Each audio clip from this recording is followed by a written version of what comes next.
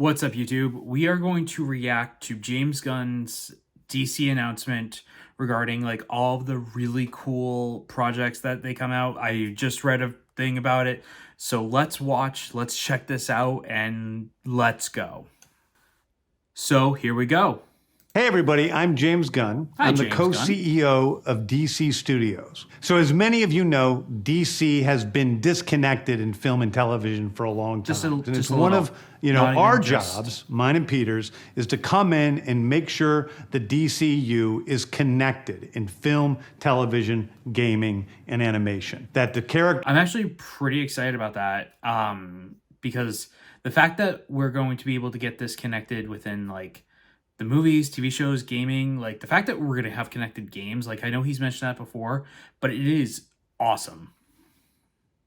Actors are consistent, played by the same actors, and it works within one story. And if something is outside of that, story, like Matt Reeves' Batman or Todd Phillips' Joker or Teen Titans Go, that it is clearly labeled as DC Elseworlds, outside of the mainstream.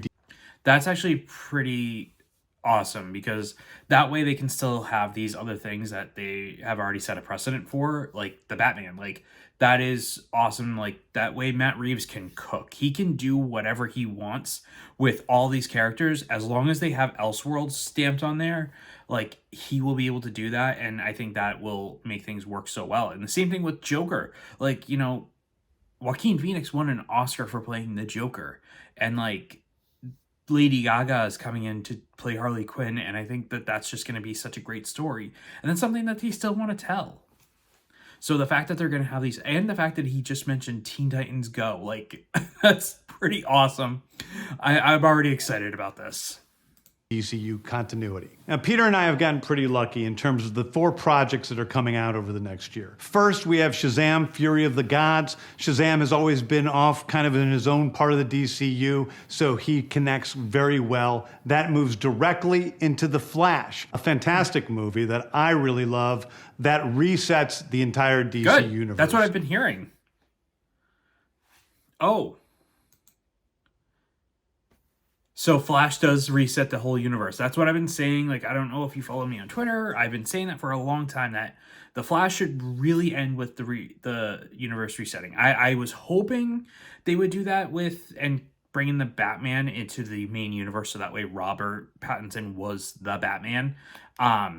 But I'm really glad that they are going to use this to reset the universe. Then to move into Blue Beetle, a fantastic film about a kid who's a marvelous part of the DCU, and then like into Aquaman 2, which leads directly into our next few projects, which I'm going to tell you about now. So, Peter and I, along with a group of very talented writers, have started to map out an 8 to 10 year plan of what DC Studios will be in film, television, and gaming. This first chapter is called Gods and Monsters. Now this, what I'm about to tell you, is a part of the first chapter. It's not the entire first chapter. Oh. The first project is Creature Commandos. Creature Commandos is an animated series. I've written all the episodes. Something we're going to do that's a little bit different at DC is we're going to have characters move into animation, out of animation, usually having the same actor play their voice as who plays them in live action. I know he mentioned that earlier, but the fact that we're going to have these characters like maybe start off at animation and then come to live action and then move back to animation to tell more stories is pretty cool. And the fact that the actors are going to move the same way, like they could have, let's say, Tom Hanks. Tom Hanks could play what looks like Frankenstein here. Tom Hanks could play Frankenstein in the animated version, come back in the live action, play him as live action, and then coming back as animation. Obviously, Tom Hanks is never going to do that. I mean, he could, but he's not going to do that. But that would be, that's actually so cool that they're doing this. The next project up is Waller. This is the story of Amanda Waller, played by Viola Davis. Viola Davis is going to team up with members of Team Peacemaker, and this is a story that's been created by Crystal Henry, who did Watchmen, and Jeremy Carver, who created the Doom Patrol. It is a fantastic story that's out of this world, and I can't wait for people to see it. That's actually a really good get, like having the people that did Watchmen, and then even the people that created Doom Patrol. But this sounds like it's going to be a connection of like Peacemaker season 2 almost, but not. So that's actually pretty interesting. Okay, next up is the big one, the true beginning of the DCU. This is called Superman Legacy. This is being written by me. I'm in the middle of it. I'm having a great time doing it. And Superman will be released into theaters July 11th, 2025. Okay, the next thing is a big premiere HBO television series called Lanterns. This is a story of a couple of Green Lanterns, John Stewart and Hal Jordan. And we have a few other Lanterns peppered in there, but this is really a terrestrial-based TV show, which is almost like True Detective with a couple of Green Lanterns who are space cops. That actually sounds super interesting. Like the fact that like this is going to be like a True Detective type story, especially like HBO is involved because they're the ones that did the True Detective stories. So that's actually going to be super interesting, and I can kind of see it. One of my favorite comics out of Rebirth was the Jessica Cruz and Simon Baez. I hope I got that right. Their Lantern book, because it was basically like a buddy cop comic book, and I think that having something like this, maybe like a little bit more darker, would be super cool.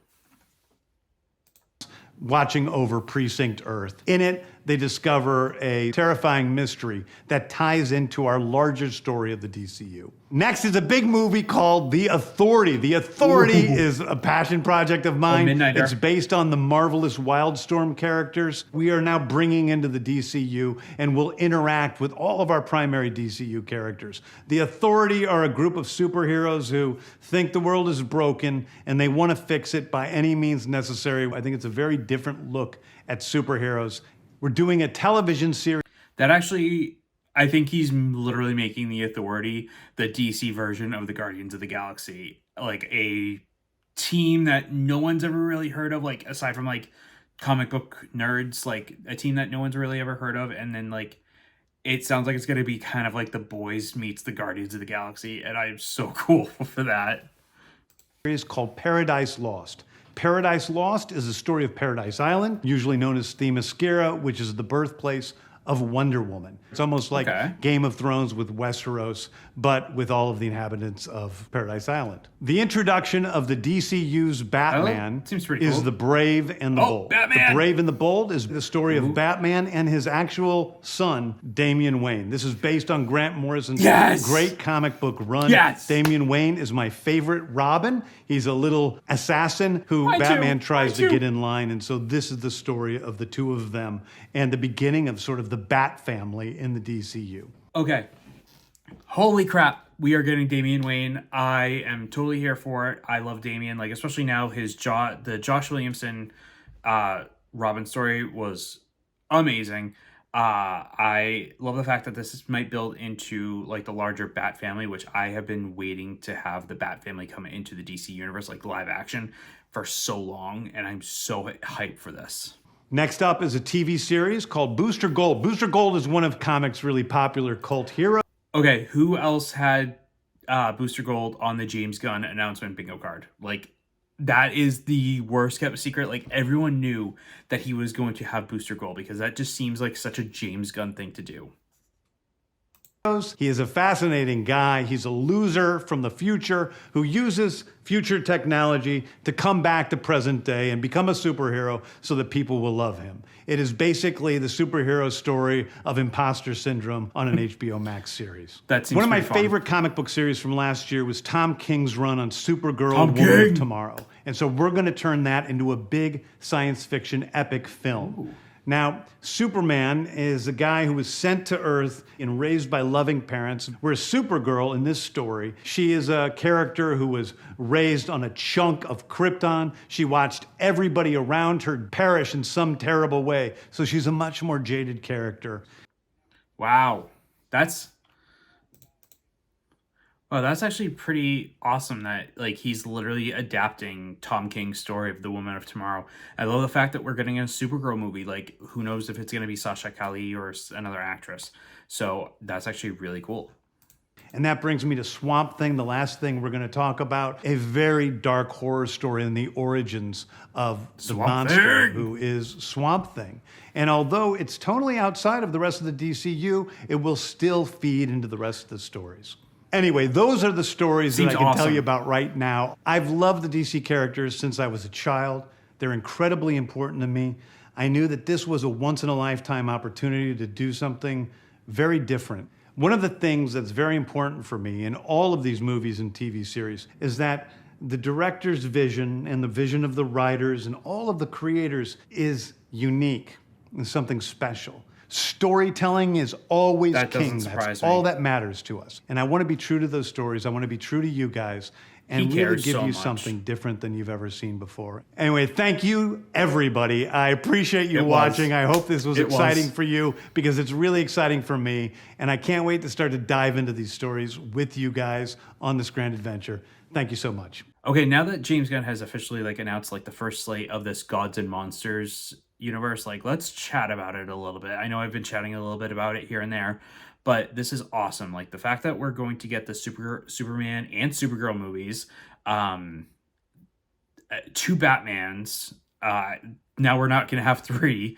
It's not going to be Michael Keaton. It's not going to be Batman Beyond. I'm happy the fact that we're going to get like Batman and Damian Wayne. We're going to get the Green Lantern stuff. I think this is a great starting point because I feel like if we are going to go with like a new Aquaman, a new Wonder Woman, a new Superman, a new Batman, I don't think that they need to push that all right away. I think they need to give us a little bit of a palate cleanser, which I think they're doing with the Waller and the Superman, because we have seen Superman, Henry Cavill in Black Adam, but I mean, does that really count? So last time we saw Superman was in 2017 in the Justice League movie. So I think that that's okay. And especially where they're going to do the Elseworld stuff with the Batman. I think it's okay to have another Batman that way. Swamp Thing's going to be awesome. The Authority, like I said, it's going to basically be I feel like it's going to be the DC version of Guardians of the Galaxy mixed with the boys, just based off of like how he was explaining it. So I'm kind of excited for that. What did you think of the DC Part 1 slate, Gods and Monsters? Let me know your thoughts. Are you as hyped and excited about this as I am? Let me know in the comments.